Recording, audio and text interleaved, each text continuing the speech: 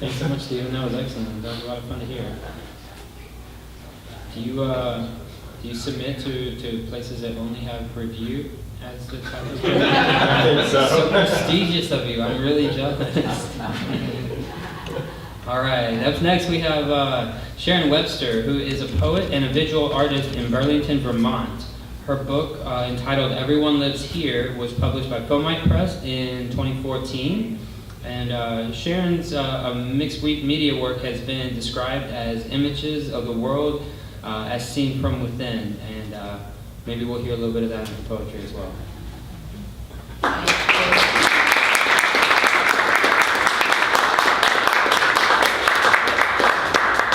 Come on down.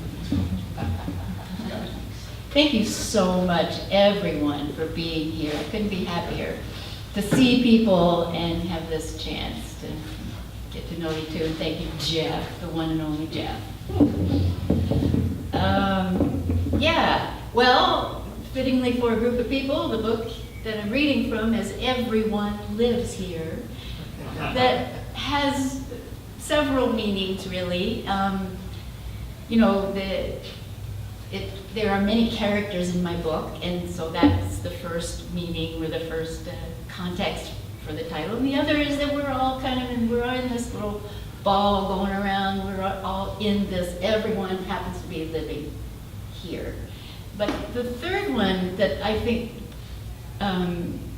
may not be most apparent is it refers to how the people we love, know, live with are really kind of here, you know, like, and they never leave, no matter where they are physically.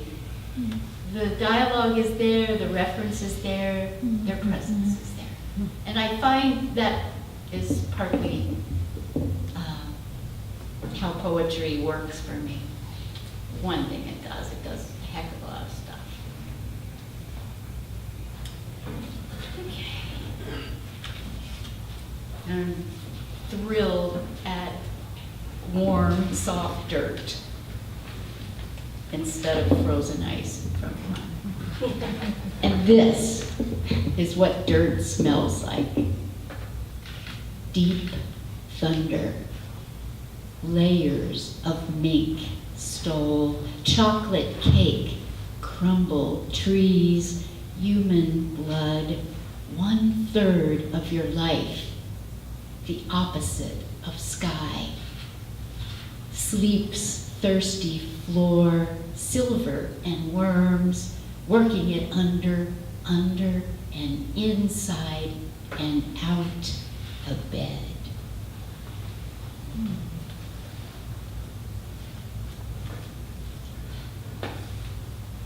Two meanings in that bed, as all you gardeners know. At least two. Okay, bear with me,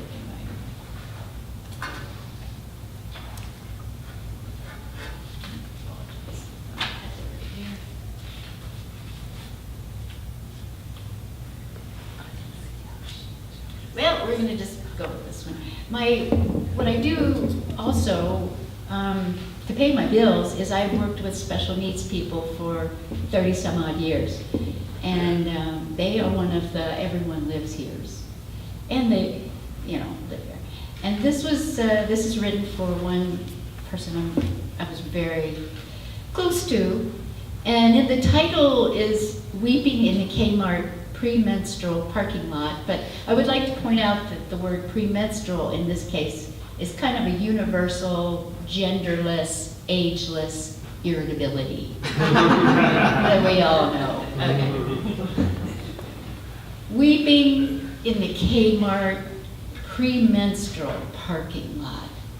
Seat belted next to me, my companion has early Alzheimer's and Down syndrome. The radio sings, "Who will save your soul?"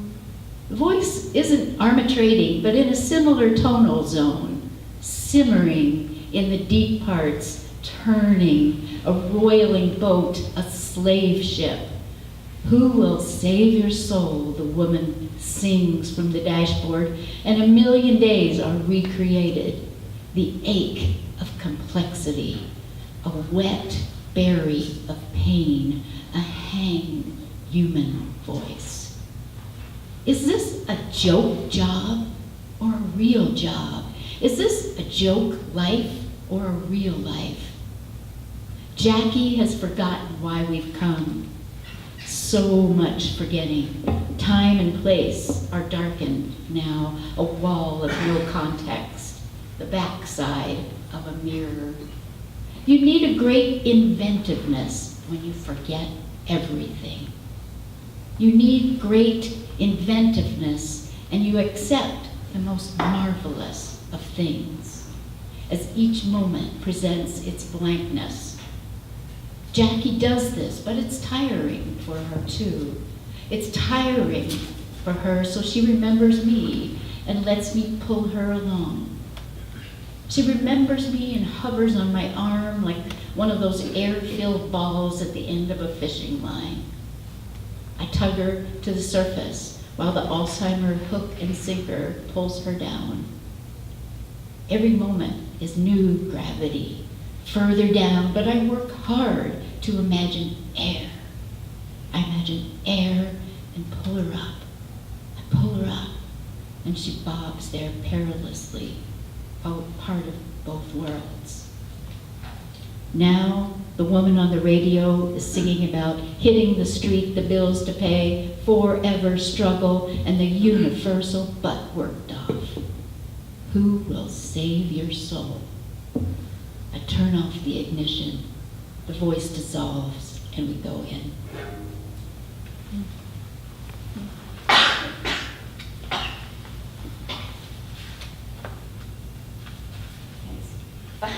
I worked really hard to get this so that I could just like finger it, and I'm sorry, this one is just getting stubborn, but I'll do it right here. Here we go.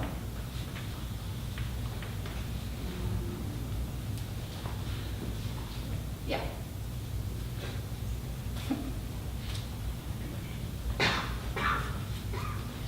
I really didn't think this.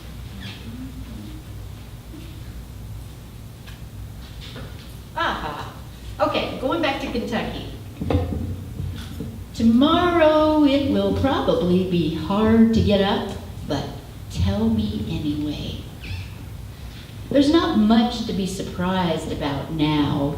The rain that was falling was predicted well in advance. A storm tonight was how the radio put it. Serves us right, no surprises. The window shade shifts and slouches over the black yawn of the open window, moves like somebody's out there breathing, real even, regular breaths. So what? Asked the night.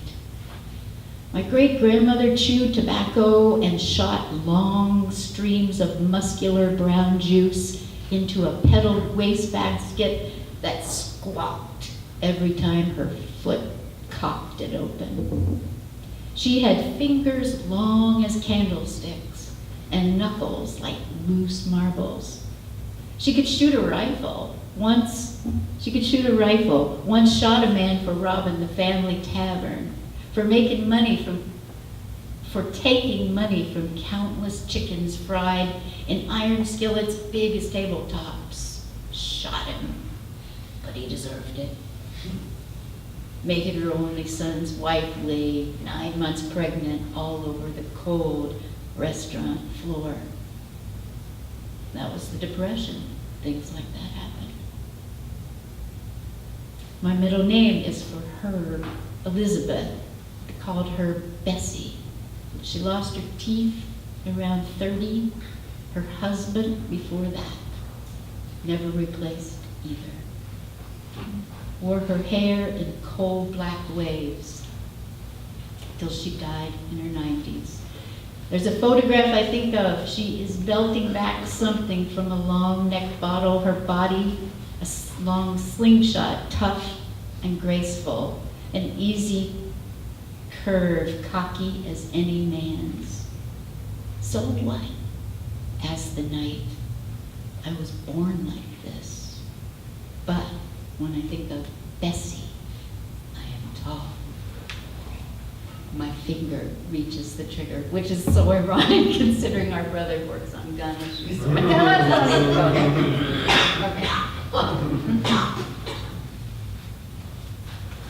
It was a different context. At the studio, she decided that when she got there, she would be okay. Like a place could do that. Like a place could rearrange her for her. She came for the time. She came for the backdrop, the backtrack, the end run, the redress, the sideways. She came to watch. She came for the time to watch. I'm down here where nothing is lonely. I'm down here where all is forgiven. I'm down here where everything is given a theme song and a rhythm, a lean letter opener, a narrow blade of licorice, a choice. So this is kind of like a little, there we go. A theme song and a rhythm.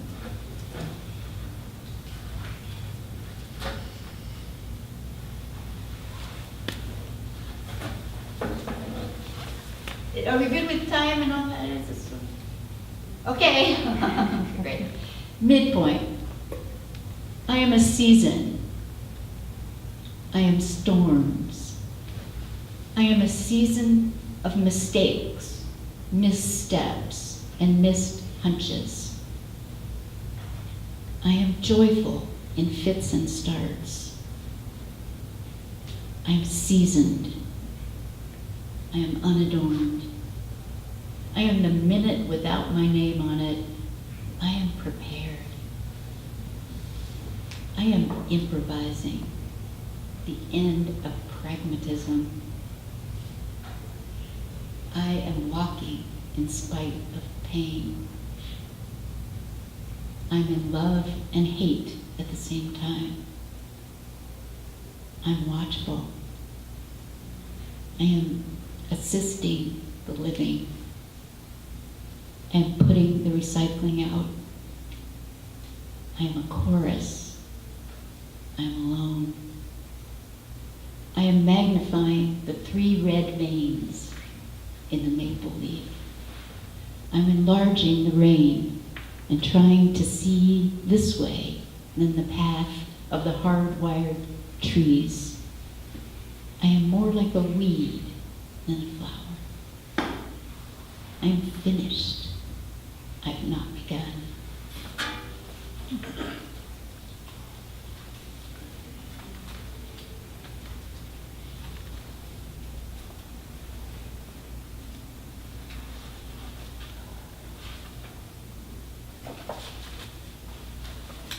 So anyways, our wonderful mother, Jeff and our wonderful mother left us about 7, 8, a while back. Yeah, years ago. And she left me a lot of her. And this hand is part of what she left me, because this is, since my mother died, she's taken up residency here in my left hand. She's reshaped it completely. Her long fingers on my cup, her loopy grasp on the water faucet, her sensitive aches. And when I look in the mirror where she lives now, too, I say out loud, "Oh, Mom," bewildered by this change of address, her visitation here, and our long unfinished walk together.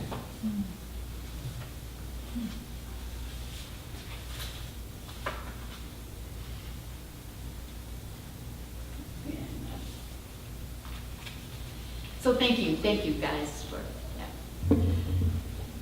Oh, planet. This one I kind of feel like I should sing it or something. Oh, planet.